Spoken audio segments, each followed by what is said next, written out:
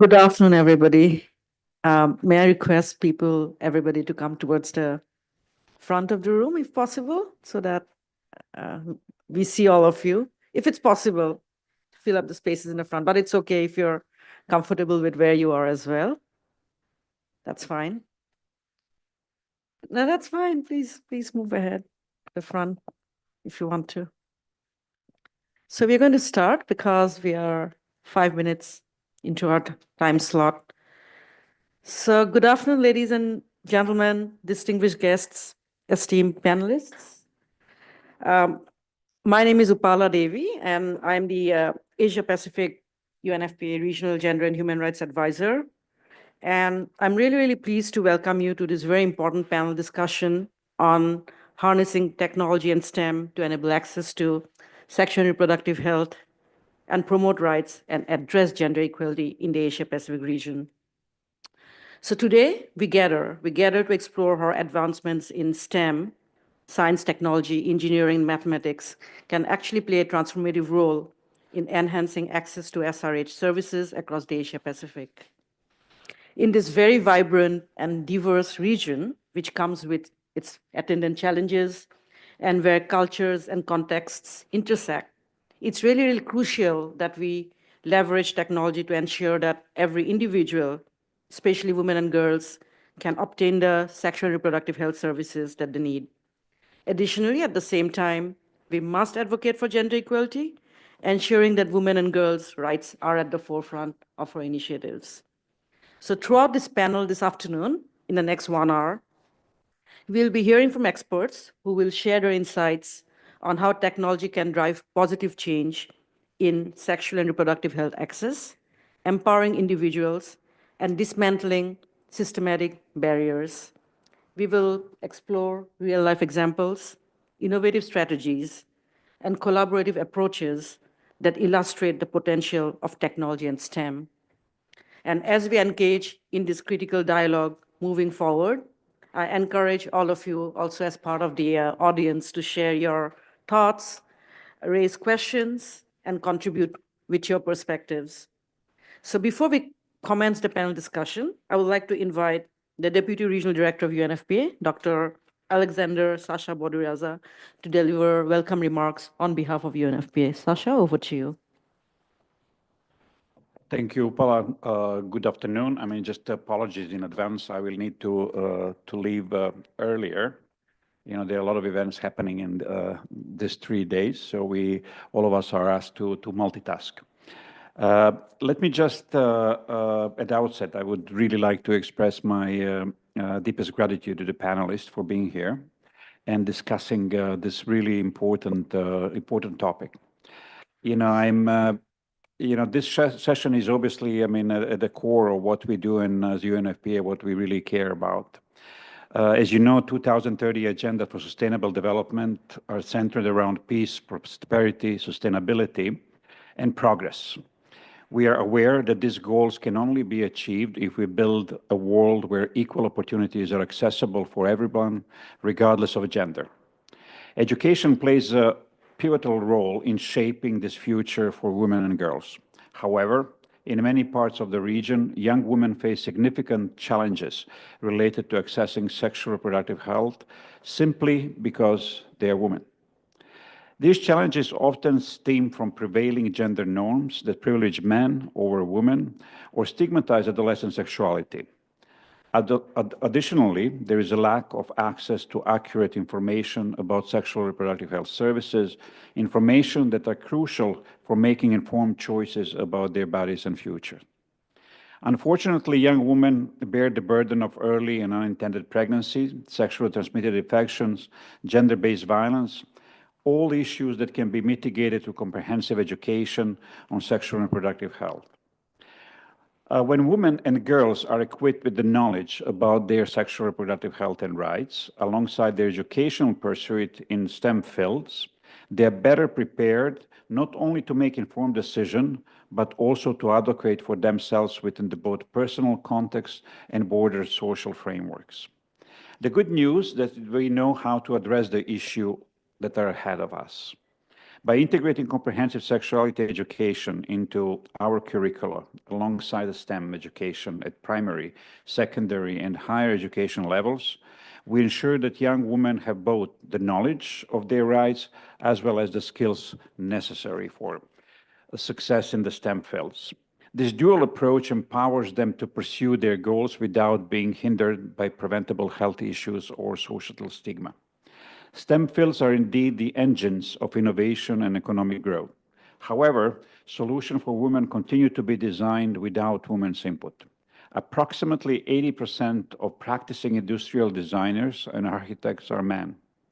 Women continue to be excluded from design processes, resulting in general misunderstanding of women's needs that include safe access to the healthcare services tailored specifically for them.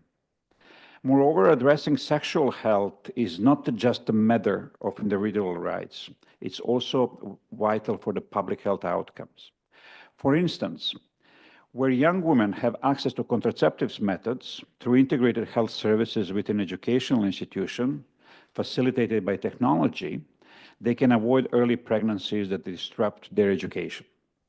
Yet, despite the clear benefits, women and girls face significant barriers entering STEM fields due in part to biases from teachers or parents who might believe boys perform better in these subjects. Furthermore, with fewer female role models in STEM careers, combined with the limited access to digital technologies, many girls feel discouraged from pursuing this path. In South Asia alone, mobile ownership rates reveal a strike disparity, 65% of women compared to 88% of men. This digital divide exacerbates social exclusion while limiting women access not only to educational resources, but also critical information regarding their sexual rights. Addressing gender equality in technology is not merely an issue of justice. It is also strategic economic investment. A recent study revealed that investing in women's health research could yield returns as high as $40 for every dollar investment.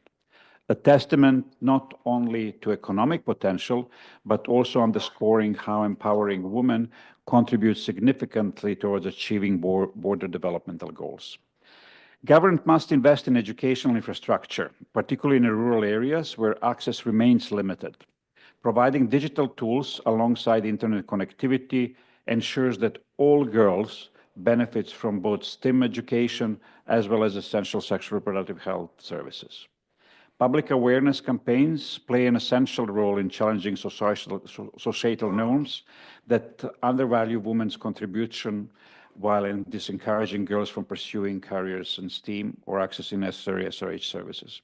By promoting positive role models who exemplify success across both domains, STEM fields as well as advocacy for SRHR, we can inspire future generation.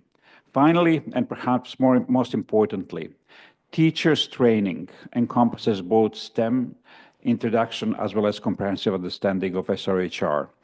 So educators can create safe environments where all students feel supported, exploring interests related not just academically, but also personally.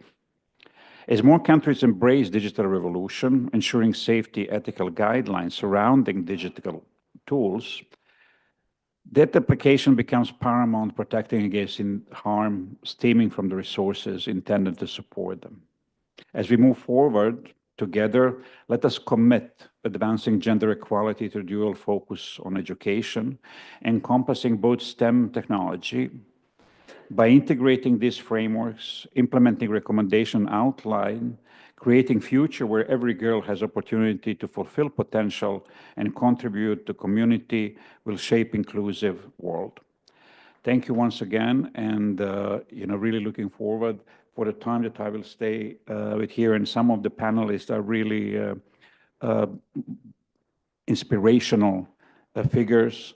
We work in the past at UNFPA, and again, privilege on behalf of APRO, Asia Pacific Regional Office, to have you all here. Thank you. Thank you so much. Thank you so much, Dr. Sasha, for your insightful remarks. That really sets the tone for today's panel discussion. With that, it's my pleasure to begin our panel discussion and to welcome our distinguished panelists once again. So I'll start with introducing my first panelist on my right, and that's Her Excellency Guamaril Altangerel, who's the Consular Embassy of Mongolia to Thailand, and who's also the Deputy Permanent Representative of Mongolia to UNESCAP. Her Excellency Altangerel, I hope I'm pronouncing it right, has held a number of important diplomatic positions for Mongolia, including being the Deputy Permanent Representative of the Permanent Mission of Mongolia to the UN in New York, as well as being the Counselor for Department of the Americas, the Middle East, and Africa. So, Her Excellency, my first question really is to you right now. So Mongolia actually recently played host to the World Women's Forum in August this year. And there was a very interesting session at that forum that focused on access to STEM education for girls and really on accessing sexual and reproductive health services and addressing gender-based violence. So what do you think are some of the current technologies or initiatives that Mongolia has initiated to improve access, and why are they being successful?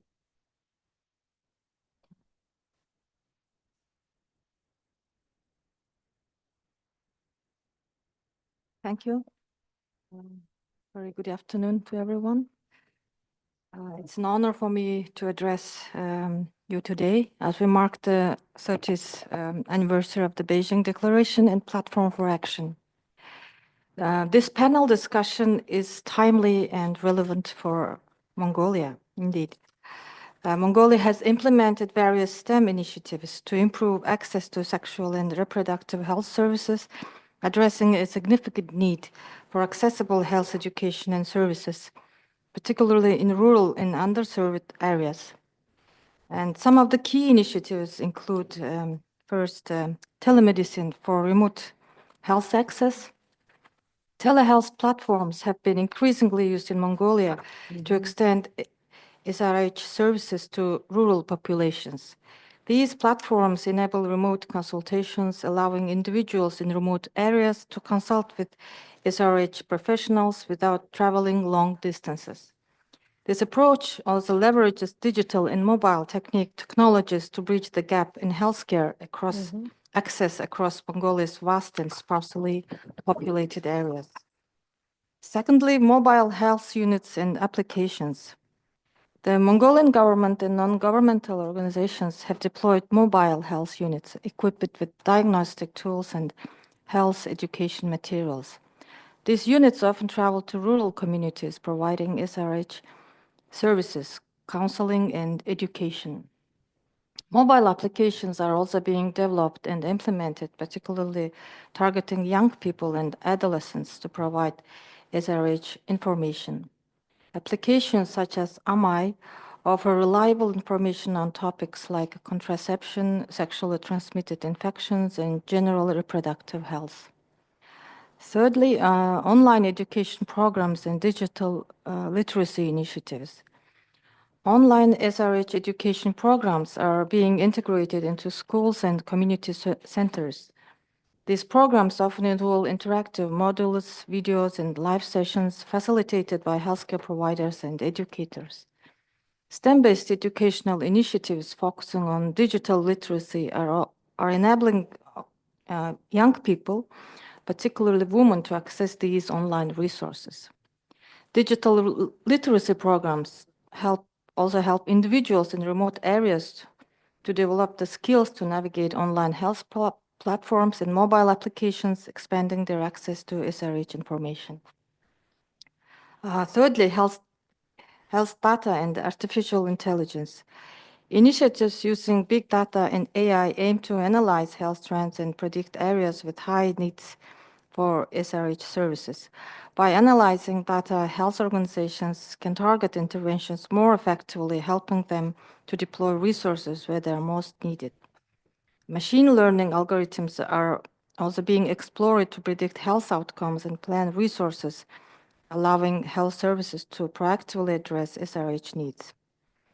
In addition, several youth-centered programs encourage young people, especially girls, to pursue STEM fields with a focus on health sciences. Through partnerships with international organizations, these programs often emphasize the role of technology and data in improving health outcomes, raising awareness about SRH, and empowering young people to be advocates in their communities. The United Nations Population Fund and other international organizations support STEM-based SRH projects in Mongolia. These collaborations have led to the establishment of youth-friendly health centers that incorporates technology to deliver SRH services, provide counseling, and track health metrics for improved service delivery. Finally, through these initiatives, I would like to conclude that Mongolia is making strides in using STEM to improve SRH services, ensuring that these essential services reach even the most remote populations. Thank you. No, thank you so much, Your Excellency. And indeed, I mean, Mongolia has been one of the countries in the region that has been a pioneer in using STEM and technology for advancing SRHRs, access to services for far unreached populations to begin with. So it's fantastic to hear the Mongolian perspective, and we'll come back to you later in the session as well.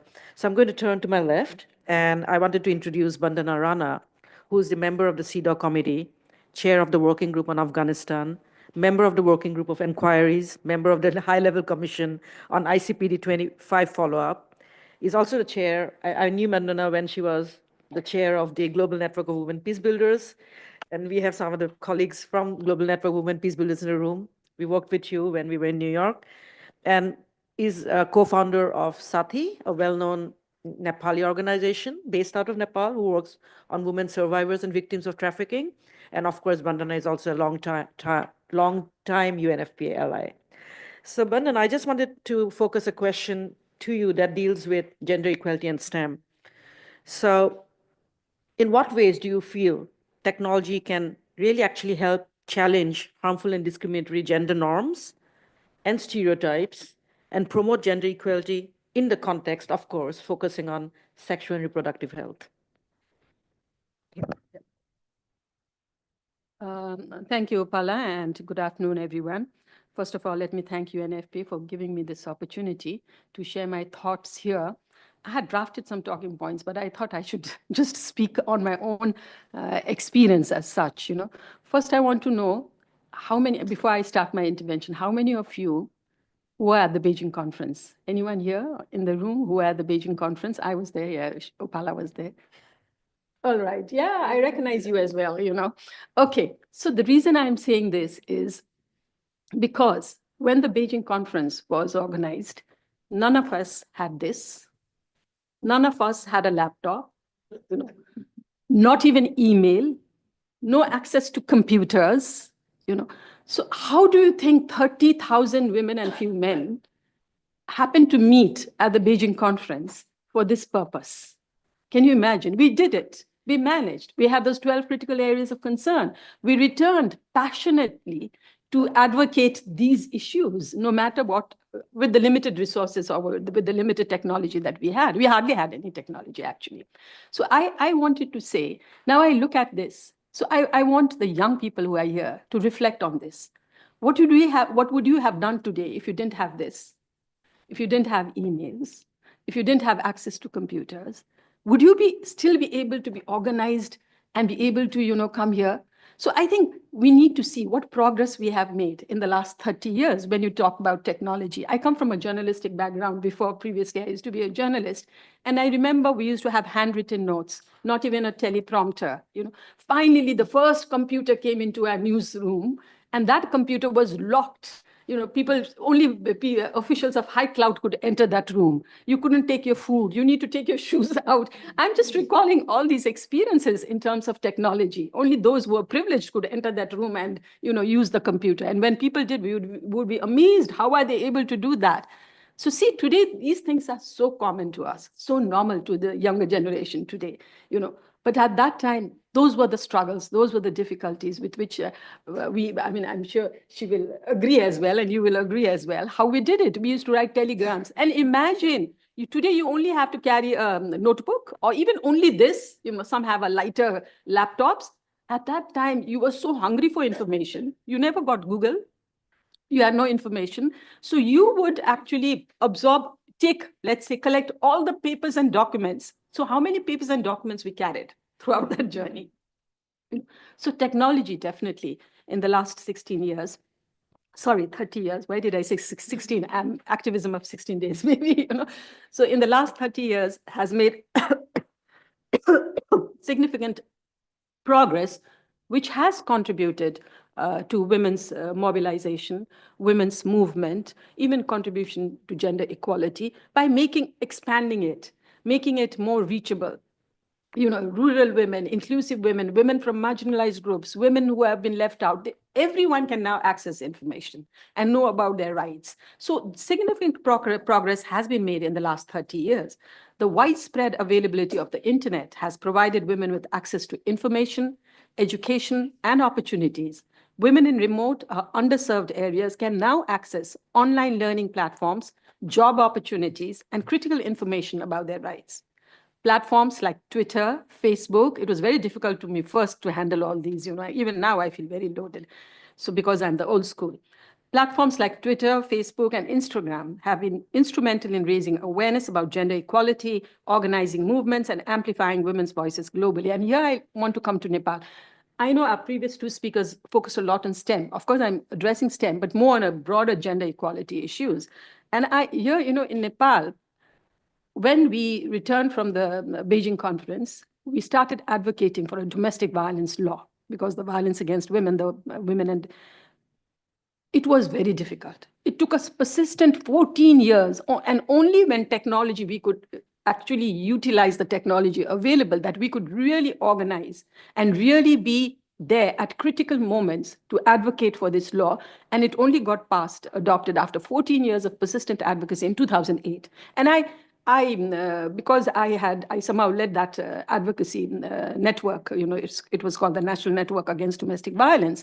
So, and even now I realize, the critical collaborating with journalists, the media articles, the newspapers, how those were the potential strengths that we utilized, so that we could adopt the domestic violence law in 2008. So this is one example. Of course, women entrepreneurs have leveraged online platforms to secure microloans, manage businesses more effectively, breaking traditional financial barriers. E-learning skills have been developed. Technology has been used to encourage women to enter STEM fields as well. And here, following on Mongolia's very positive efforts, I just wanted to, since I'm from Nepal, I just wanted to mention here also that Nepal government, in collaboration with actually UNFPA and UNICEF, has endorsed and adopted a holistic youth and adolescent empowerment, social and financial package, which is called Rupantaran, which means transformation. Rupantaran is a Nepali word, means transformation. And here, it addresses, comprehensive sexuality education, menstruation taboos, child marriage particularly, and many other harmful traditional practices, where this is not a regular school e-learning, but it is in addition to, it's a digital place where you can interact. And this has been very, very helpful, particularly, especially in rural areas of Nepal. However, again, a cautionary note that I don't think we should promote the digitalization of the entire educational system. Adolescents today are living virtually living in a virtual world, and the human touch and the human approach is missing. More and more adolescents are committing suicide. We hear of that. So we really need to balance that as well. How do we promote that human touch, that human approach? I think that's very necessary. And coming to how many minutes I have? 1 minute, 2 minutes? None? Oh my God. Okay, then let me end. Another cautionary note. Technology can be utilized positively. We need to. It is very powerful. We also have to be vigilant about its, regressiveness, its pushbacks. Even in agencies where regressive can use technology as much as you can. So we need to see that. And one point, because you mentioned gender norms and stereotypes, algorithms predominantly are made by men. So algorithms promote traditional male-dominated professions careers. When you talk about STEMs, when they screen, they might prefer male professionals in their male-dominated professions, girls with dolls, men with building blocks. All those are the games, the apps that are being used. We need to see how we can, we can be vigilant about this, or even countries can have regulations to study the impact and have effective measures to address this as well. If you Google, and this is my last, if you Google the images of office bosses, you will all see males. If you Google images of office secretaries, it will all be female. So it is still there. So how do we break the stereotypes is a big challenge. Thank you.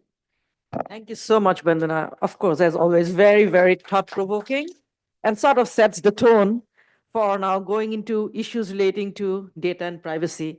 And I'm going to introduce Komal Khanna, who's the Senior Behavioral Change Advisor for USAID. Komal has had many, many years of strategic management experience in international development, including with USAID, UNDP, the Global Fund, Family Health International. She's been a critical driver of many innovative interventions and digital platforms, including, for example, the Condom Alliance, the URAN initiative that I know of, Women's Health and Livelihood Alliance, and the Social Entrepreneurship Program. She led the development of an e-health card in India that earned recognition, including a Prime Minister's award in India. So I'm going to hand it over to Komal in terms of looking at issues relating to data and privacy and STEM.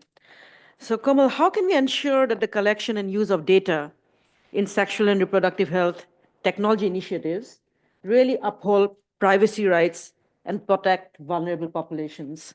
And I'm going to actually go a step further in asking you, how do data analytics be used to identify gaps in sexual and reproductive health services to reach different demographics in the Asia-Pacific region? Over to you, Kamal. Thank you so much. Thank you, Pala, for that question. And thank you, UNFPA, for inviting me for this discussion. So good afternoon, namaste and swatika. I'm very happy to be here, and thank you so much for coming and listening to all of us. So I'd like to share a few things about the work that USAID is doing in this space. As we understand, USAID has a digital position paper that was released in 2024 and 29, by which all the sexual and reproductive health technology initiatives have to uphold privacy rights and protect vulnerable populations and maintain privacy protocols that align with the national digital health policies in the countries that they exist. So we need to ensure privacy in data collection and use. We regard cybersecurity and data protection as pillars for resilient health systems, and we prioritize anonymization, encryption, and minimal data collection to protect the care seekers, particularly the vulnerable groups like the adolescents. For example, in India, USAID has created a SRHFP digital platform called URAN Collaborative that links 1 million youth to 50,000 private doctors and pharmacists for accessing SRH information, products, and services at the individual level. No personal identifiers are collected from these youth, and they can seek appointments with doctors and order contraceptives without revealing their names. We have also invested in SRH chatbots called Ask Nivi, whereby 12 million youth can access SRH information and services in a safe space anonymously, while ensuring data minimization and informed consent from the youth. We also build capacities through self-paced free learning programs on privacy best practices. And our online education programs like the USAID's South Asian Regional Digital Initiative empowers 14,000 women in 10 states to understand data consent and their own privacy rights. So coming back to the second question that you had in terms of how are we able to identify gaps in sexual reproductive health services, in fact, we use data tools like predictive analytics and geographic information services that can actually reveal the gaps in SRH services. Through these tools, we are able to identify underserved demographics, as we also saw in Mongolia, based on their geographic, socioeconomic, and gender data that can be done, and hence resources can be allocated accordingly. For example, when we analyzing access rates for contraception in various regions, we can identify trends in unmet needs, and we can guide the strategic planning and funding allocation accordingly.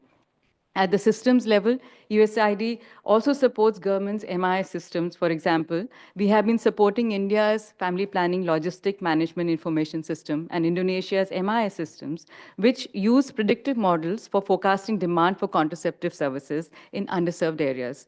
This improves the health service efficiency. And in fact, the FPLMS, which is the Family Planning Logistic Management Information System in India, helped in 30% reduction in stock out of FP commodities. And in Philippines, the National E-Health Program addresses SRH gaps in underserved regions through interoperability, open and safe data sharing across health sectors, aligning with USAID's vision for efficient service delivery.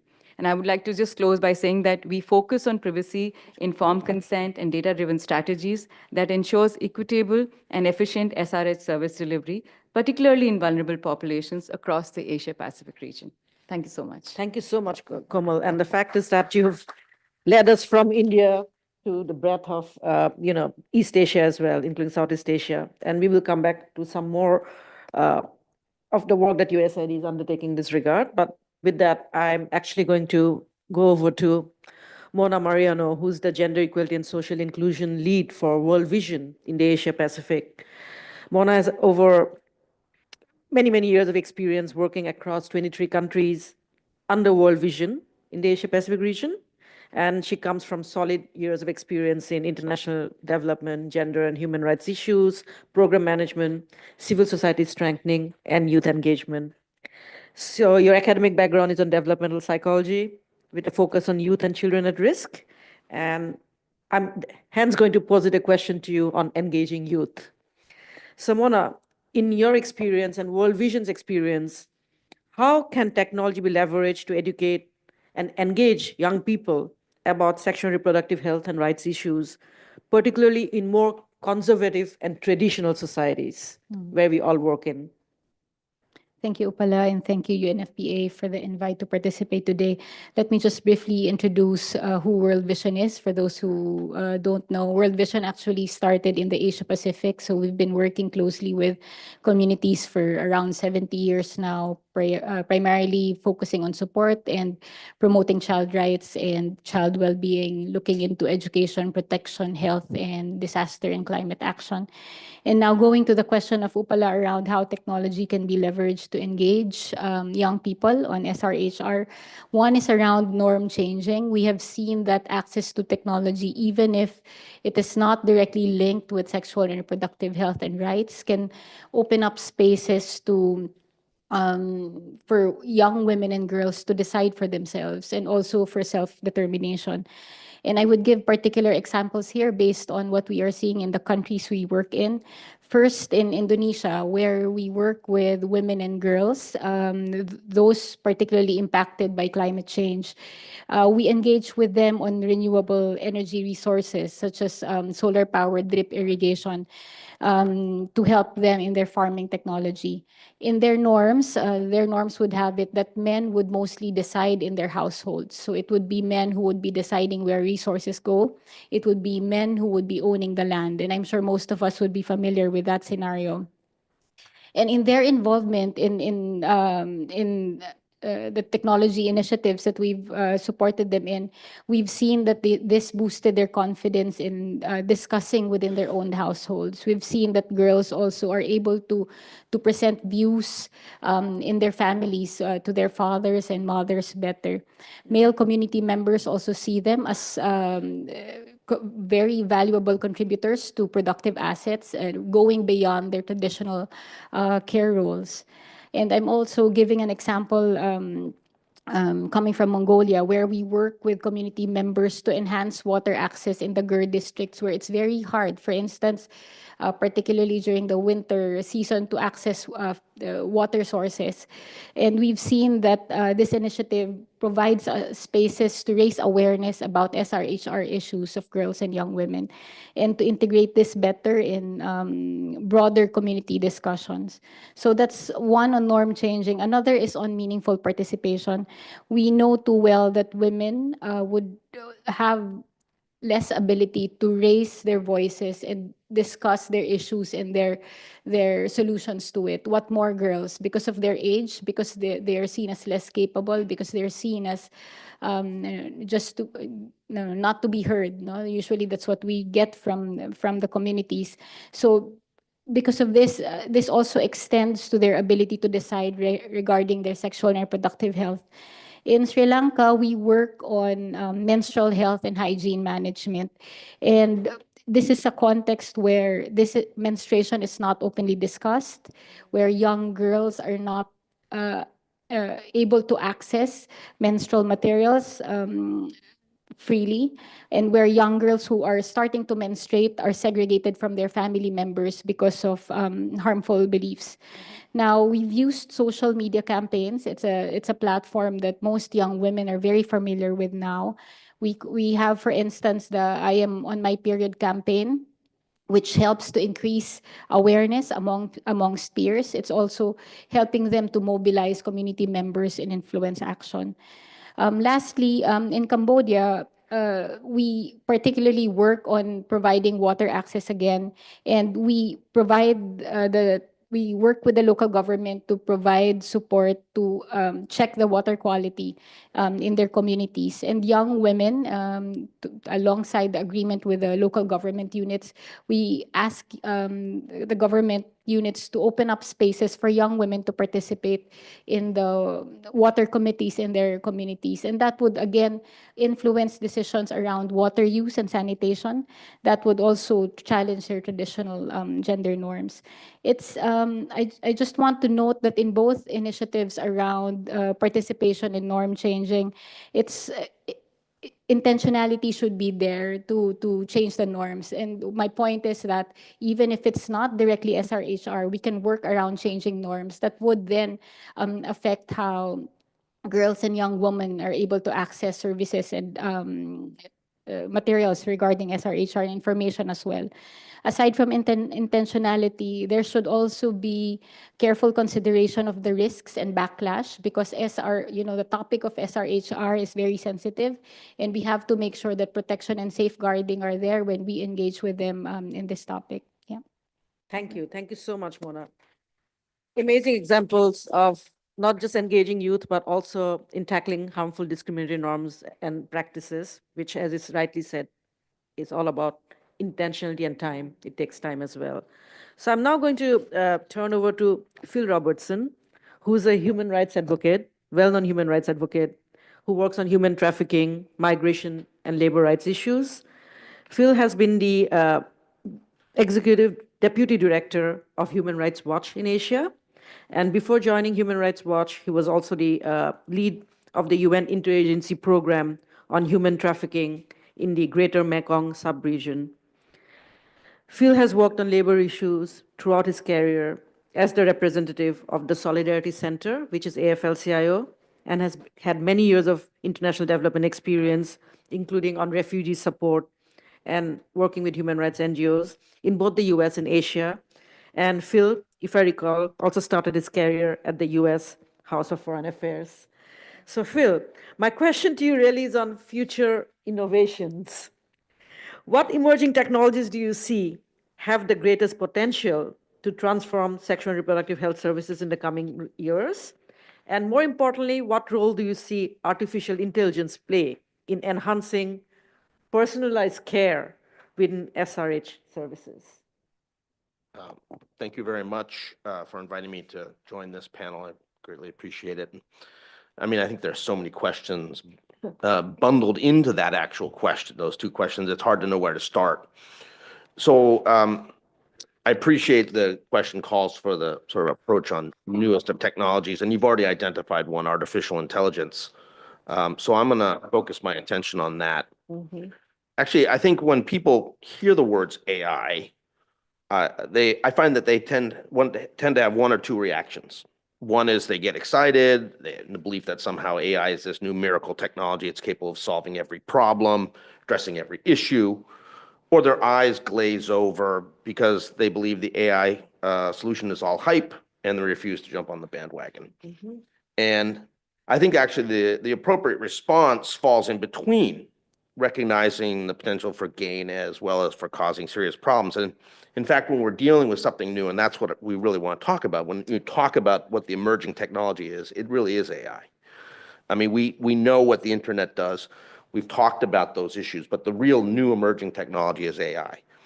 We should recognize that when we're talking about something that's new, we have to actually go back and, I think, recognize the importance of upholding certain core principles, such as protecting human rights and doing no harm. And when it comes to AI, it's not clear to me at this point that that is what is happening. Because at its core, AI is a system of computerized learning, so it matters what information goes into it. And when it comes to sexual and reproductive rights, we need to focus on what is the information and data that is constructing AI, that is being put into their system. Does that information reflect the principles of the ICBD program of action? And does the knowledge and lessons learned over the past 30 years of trying to bring that program of action into reality, is that what's being put in there? Or does it reflect something else? And if they're just spoon-feeding what's on today's social media and internet into the system, that's not a terribly good recipe for respecting sexual and reproductive rights. But the problem is we just don't know. And that is one of the most frustrating things about AI. It's being constructed in today's world mostly by elite men operating behind closed doors in Silicon Valley, in China, the UK, Israel, and elsewhere, amid what could only be called a technology arms race that Goldman Sachs estimated attracted $110 billion US in 2023. Imagine what we could do with $110 billion US for the issues that we care about in this room. And Goldman says that it's actually going to likely grow to $158 billion investment by 2025. So you have the rush of the technological elite and their government backers to be first. And I hate to say it, but we have to expect that some or all of the core elements of the principles of inclusivity, equality, and diversity are going to be pushed aside. You know, how AI is put together is hidden and it's exclusive. It reminds me actually of the hidden world of algorithms that dominate social media and prioritize some content over others in ways that researchers have found harmful for sexual and reproductive health. And I think we're all savvy enough to realize that without some serious regulatory steerage, the possibility of sustainable development in human rights often gives way to the lure of sustained profits. Now, there have been some people thinking about this. There was an effort actually at the White House Office of Science and Technology Policy in Washington, D.C. in October 2022 that developed something that was being touted as a blueprint for an AI Bill of Rights. And among the provisions of that were protection against discrimination by algorithms, requirements that AI systems should be used and designed in an equitable way.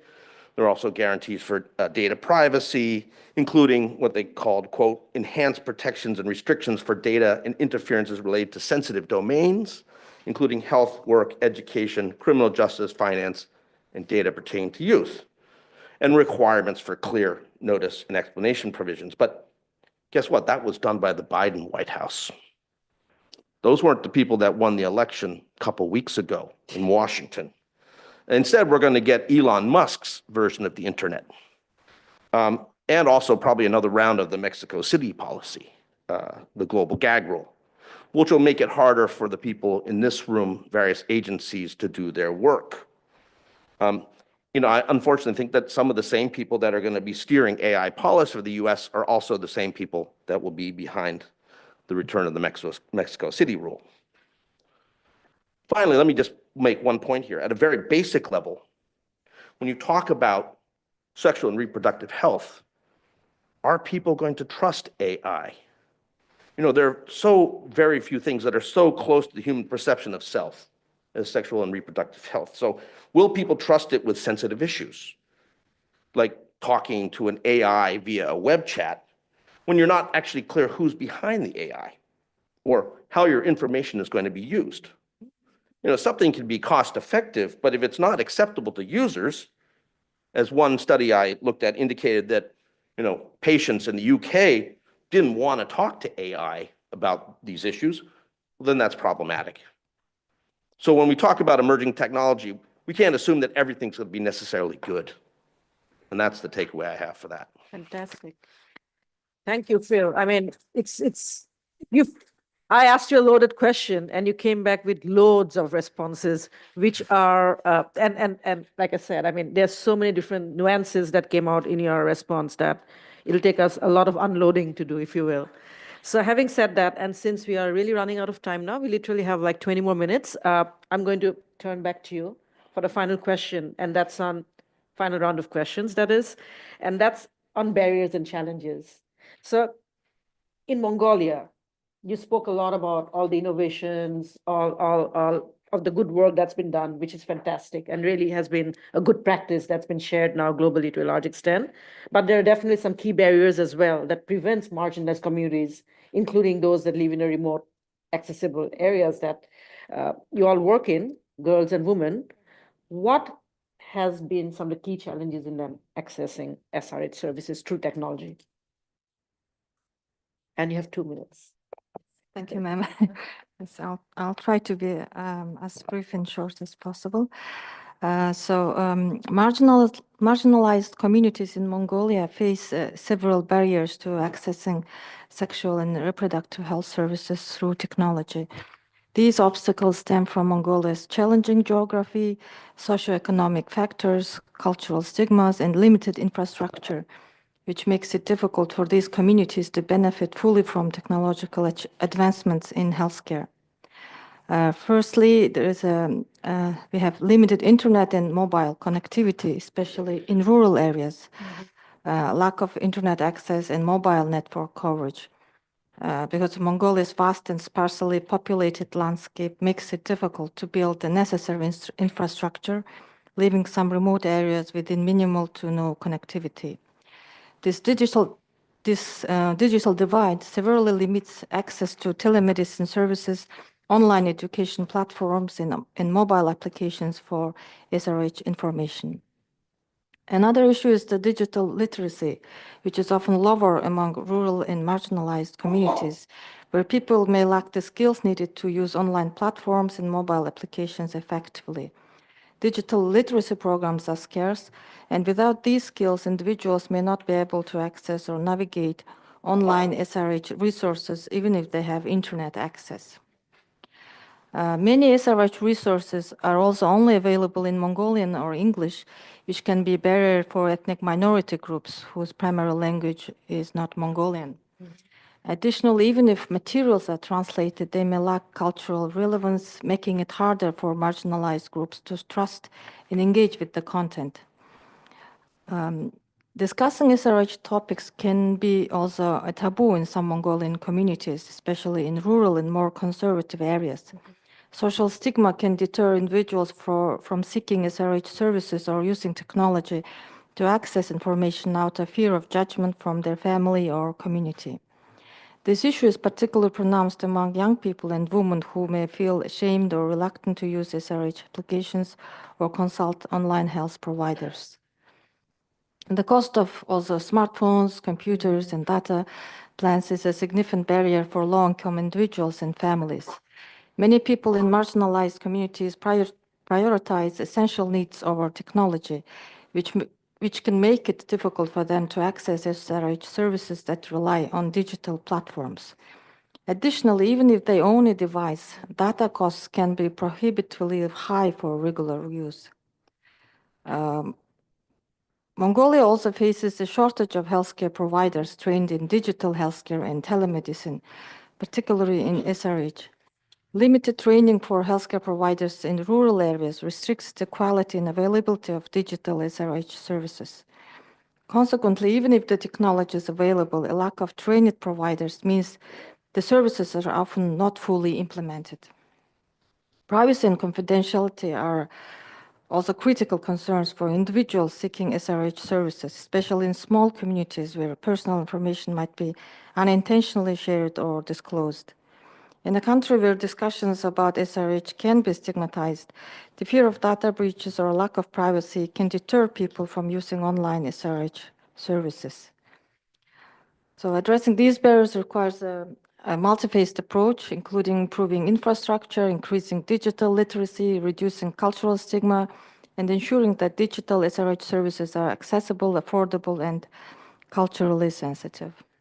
Thank you. Thank you. I mean, you raised a lot of challenges, and I guess a lot of challenges that you spoke to are challenges that cut across the board in many, many countries in the region. So having said that, I'm going to now turn to Vandana for a question that looks at ensuring accountability and measuring impact. Vandana, you've been a part of the CEDAW committee now for many, many years. So how can the CEDAW committee, for example, as a framework, as an accountability framework, build state parties' accountability in enabling accessibility and measuring the impact of technology-driven solutions on impacting on SRH health outcomes and in addressing gender equality as well? Again, another loaded question. 2 minutes. 2 minutes, actually. Because Okay.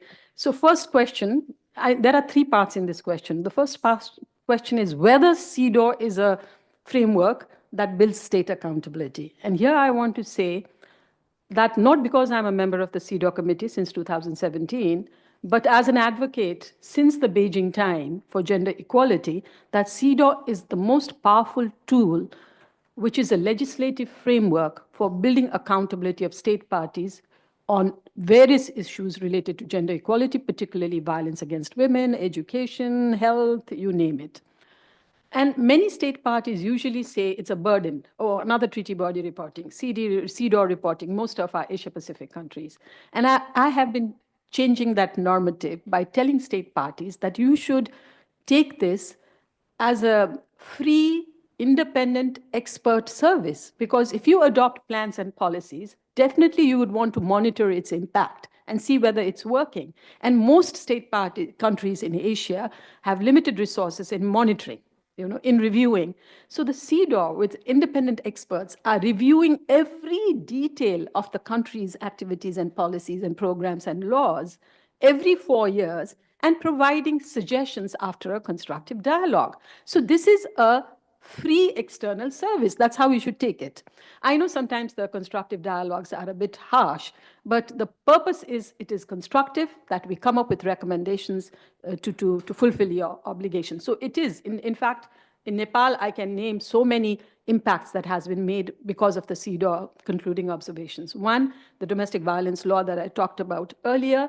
The second, engendering the constitution, which we adopted in 2015. Third, 2018, adopting the sexual and reproductive health rights law. That was the concluding observations. Another under that was criminalization of harmful traditional practices like chaupadi, which is a harmful practice where women are segregated in cowsheds during menstruation. And the law was adopted. There was very strong recommendations from CEDAW for these legislative policies. So no doubt CEDAW is one of the most accountable framework for developing, strengthening state accountability. Coming to how does it enable accessibility and how does it impact measures of technologies? Let me come to that. CEDAW, where we cover under Article 5 harmful traditional practices, media, stereotypes, the big gamut of gender-based violence. And of course, under Article 15 and 16, we cover marriage rights, divorce rights, and particularly child marriage as well. Education under Article 10, we cover comprehensive sexuality education, what efforts have the government made. So we review the efforts that have been made by countries like Mongolia, Cambodia. If there are positive best practices, when we have a dialogue with another country, we refer to what can be done in a similar circumstance and environment, many times.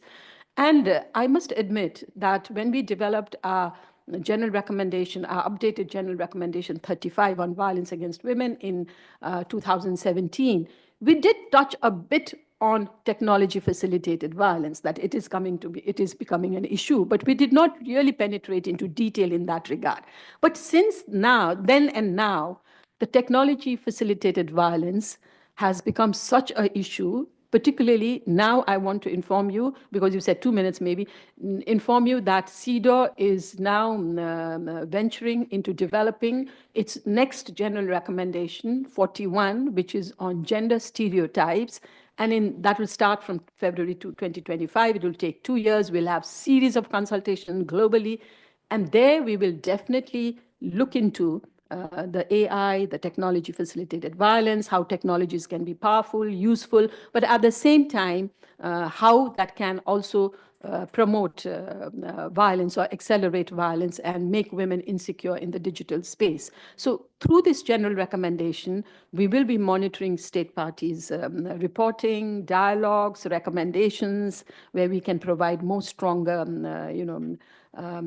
suggestions to governments. So I hope I have made that clear. I could have gone on, but thank you so much. And I'm so sorry, I need to leave because I have to moderate another roundtable and I have a meeting before that. That's perfectly fine, Bana. Thank you so much for coming here and sharing your perspectives or reflections. Indeed, so much has been done and indeed so much more needs to be done. So having said that, I'm going to turn to USAID for the final question, and that really links up with the role of bilateral donors. So as a bilateral donor, what role do you see can partnerships play, partnerships between governments, NGOs, and technology companies in enhancing access to SRH services? And how do you foresee the role of bilateral donors like USAID in this regard? Thank you for that question, and I'll quickly answer that. So we know in fact, USAID across the globe works on public-private partnerships. We work with the government, NGOs, and technology companies, and that can play a very pivotal role in expanding the access to SRH services. We can, combine the expertise of these and innovative approaches so that the partnerships can enhance the access and reach and extend these SRH services through digital platforms like chatbots and mobile applications. We also work with the government to strengthen the government health ecosystems. And in fact, we strengthen the digital infrastructure for SRH services in the countries that we work in. One of the examples that I like to take with you was about, how USAID provides funding and technical assistance in countries, and where India, there was no common platform for the private sector to pool resources to expand the SRH services and support gender equity, eliminate gender-based violence, and provide economic security for women. So USAID built that critical platform to set up a Women's Health and Livelihood Alliance, which establishes the intersection of SRH and family planning with livelihoods for women. And this alliance ensures increased family planning choices that enable women to plan and space their pregnancies, and allowing them to continue to stay in the workforce and grow their small and medium enterprises during the most productive years. And partnerships like these can ensure that the resources are shared and initiatives align with the national health priorities like women-led development, which is India's national priority. And in fact, we have a collaboration where we have 27 partners, where we have donors, not only USAID, but SIF and BMGF partnering with us, and public and private partners like Ministry of IT, and the government Women Economic Empowerment Platform, and corporates that help us in expanding access to SRH services. And I'd like to take one more example on how we can drive innovations through this partnership that we have. For sustainability, we also collaborate with other donors and private sector partners, where USAID has just launched the Women in Digital Economy Fund, WIDEF in India. This is a joint effort between USAID, BMGF, and the Reliance Foundation, and it accelerates the progress in closing the gender digital divide.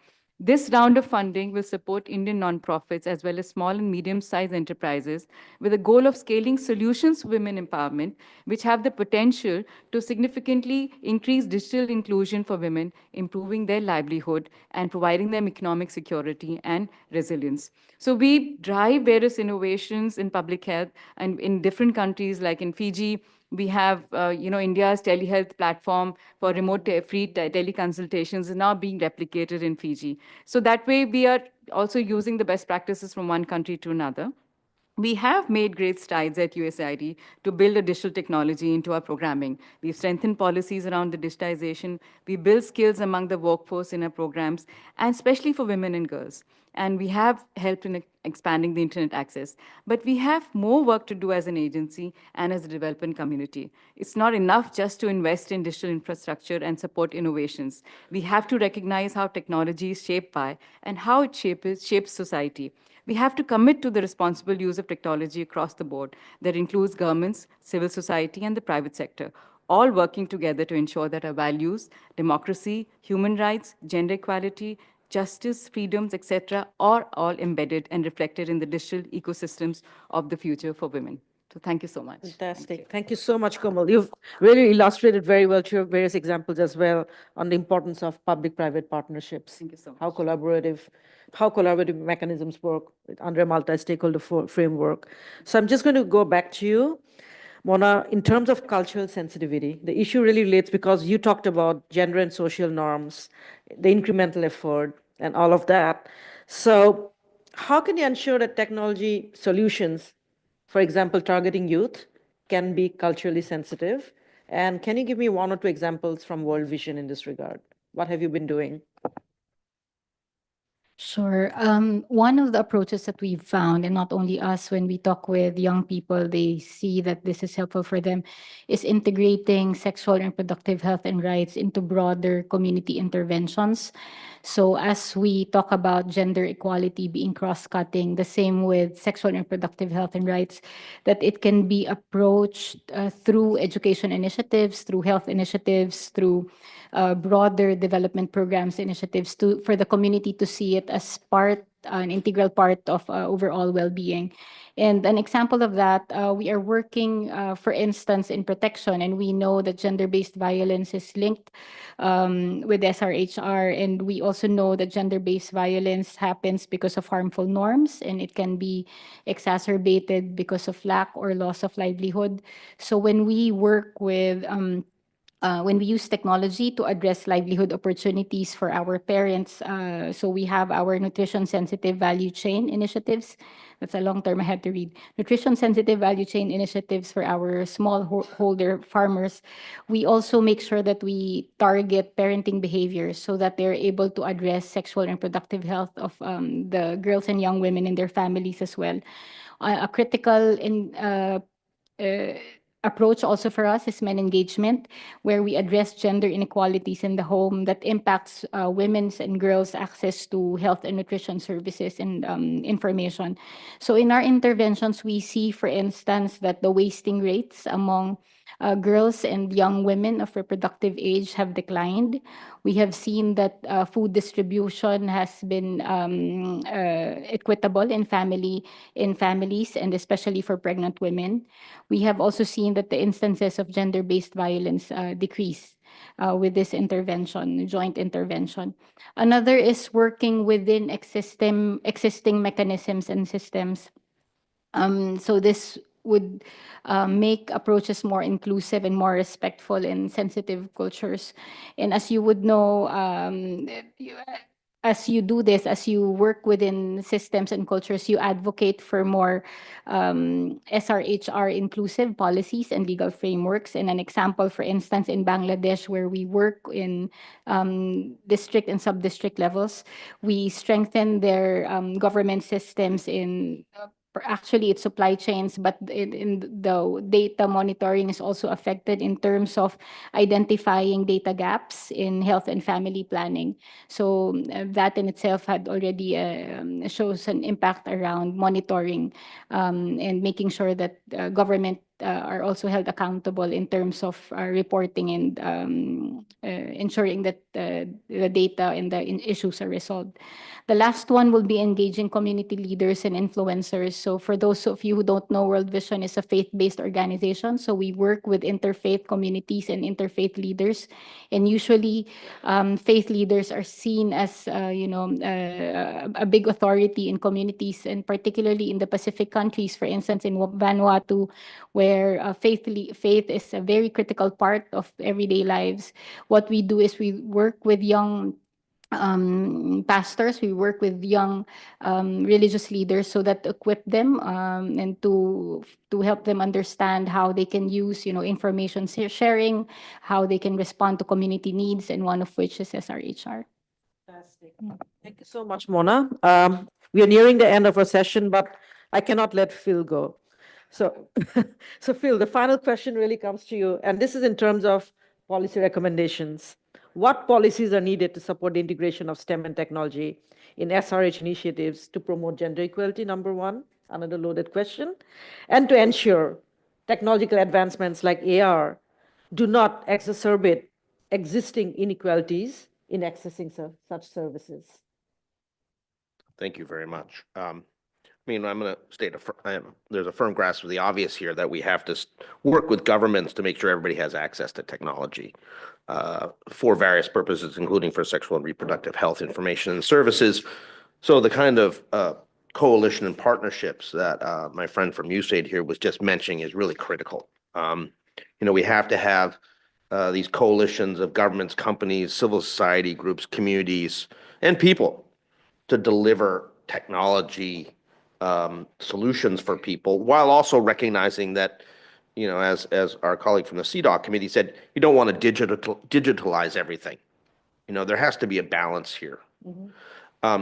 Pretty clearly on STEM technology, though, especially for women and girls, we're failing.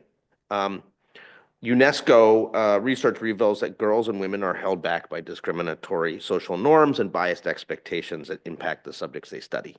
I think that's very clear.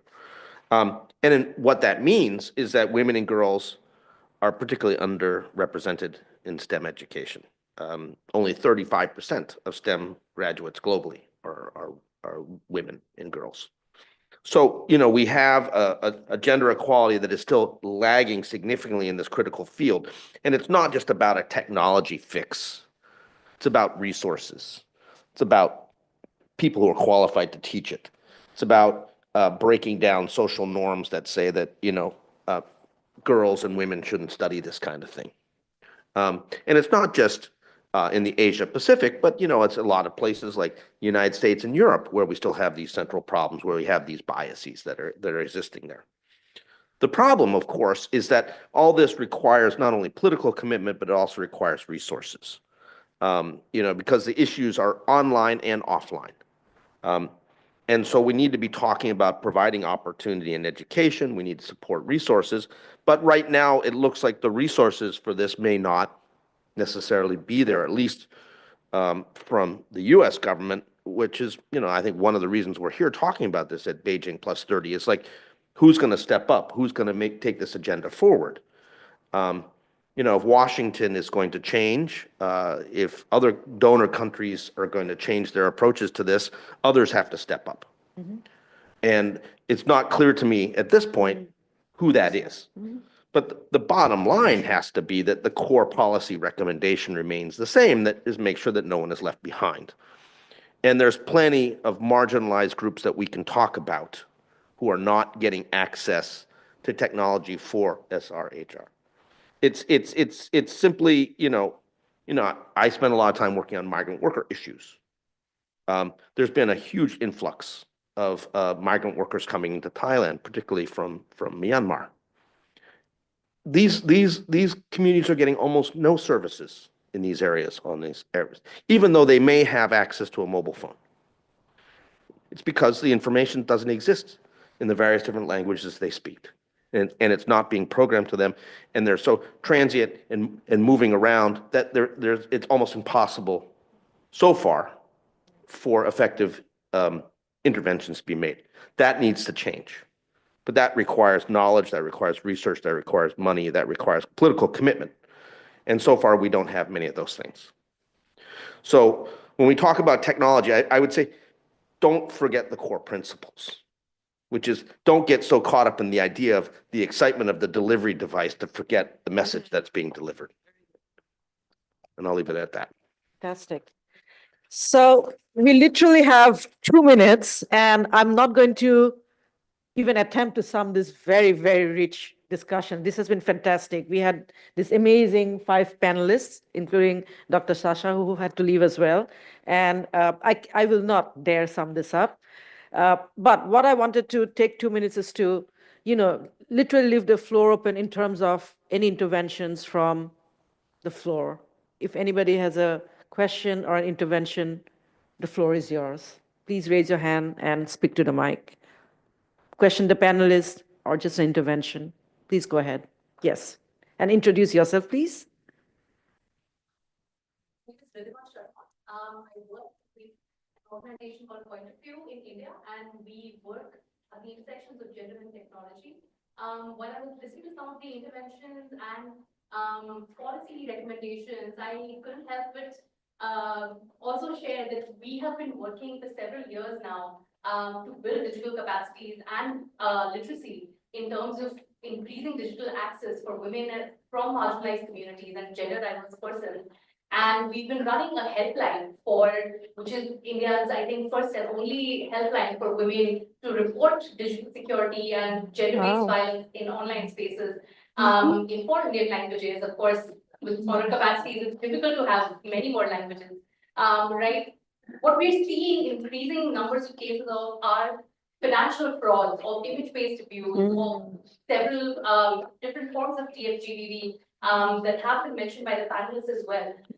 What can we do to improve digital literacy across marginalizations? Because in a place like India, where everybody is starting to have access to cell phones, but there isn't enough digital literacy information available in most of the Indian languages, the ability to escalate cases, the ability to report cases, the ability to keep oneself safe online is so difficult. I just wanted to raise this question that digital literacy is something so basic, but something that is so deeply needed in a diverse context like India. So thank you. Thank you. I mean, thank you for raising that. Yes, please, go ahead. Presentation that got a lot of insight. I mean, before COVID and after. Can you introduce yourself? Sorry, as my well? name is Lakshmi and I'm from Nepal. Yeah, before COVID and during COVID, we have a wonderful experience of digital, technology use, especially among the school young people. Based on the ITGSC UNESCO booklet, guidance, we prepare the Nepali version of the course with all the games and all the information to fit for everyone, even for the disabled, who can't access based on just on the text. And we really, we intervene in the school, two district school, and students were really curious and, to learn about it. But I have seen there's not much funding or support on that regard, because we use the tablet and all the information has been downloaded and given one tablet to one school, and from grade 7, 8, 9, we intervene them. And there, it was a pure education kind of, but to scale of that kind of support is not there. That's why, one thing is there. Another one is during the COVID, we mobilize our midwives, to access the client for the sexual reproductive health information to deliver. And also we were able to help them in the heavy lifting, That kind of intervention support is needed. And it has to be streamlined with the government system. Heavy lifting service is there, education is there, but support is not there to harness the technology and STEAM to access and, promote SRAs and gender equality. Thank you. Thank you for raising that. At the same time, also Nepal has made a lot of strides as well, as some other panelists have alluded to. So there are all the challenges that, for example, our colleague from Mongolia mentioned, but at the same time, there has also been good practices, including from Nepal. But thank you for bringing that up. Do you have any final questions or interventions? Yes, one from the back. Please introduce yourself. Hi, my name is Shelani Palhiwadana. I'm from Sri Lanka. My question relates to what Phil was sharing about AI earlier. My work involves me working very closely with big tech platforms as someone who responds to and support people responding technology facilitated gender-based violence. I think we also don't pay a lot of attention to how big tech companies hide behind their AI filters to tell us that they are doing this. You trust the AI and to do the job, and whatever that filters through is not, so it's basically, that's whatever that filters through is not a problem. That's the impression that I have been getting consistently when I say that in our region, what constitutes to be violence is vastly different to that of what is happening in the global north. An intimate image to a Sri Lankan could be something wearing a short, not the general conception of an intimate image. But it's okay because AI says it's okay.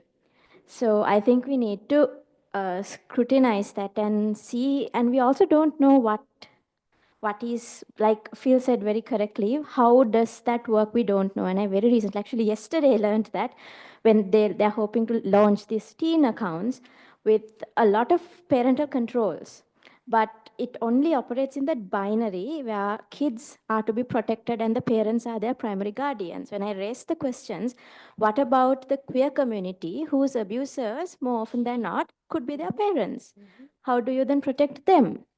The answer that I got from Meta, somebody who's heading the security, was that unfortunately we have been getting a lot of backlash that we are not protecting teens enough, so we can't do anything. So we are expected to be happy at that. So it's time us as a community to question that and hold them accountable more than that we do now. We just are used to accepting what is given to us. Specifically in terms of AI, it's time that we criticize them and pressure them more openly and in a weighted way. Thank you. Thank you. A lot of challenges, but as well as a lot of opportunities. The last one, and then we must leave the room, actually.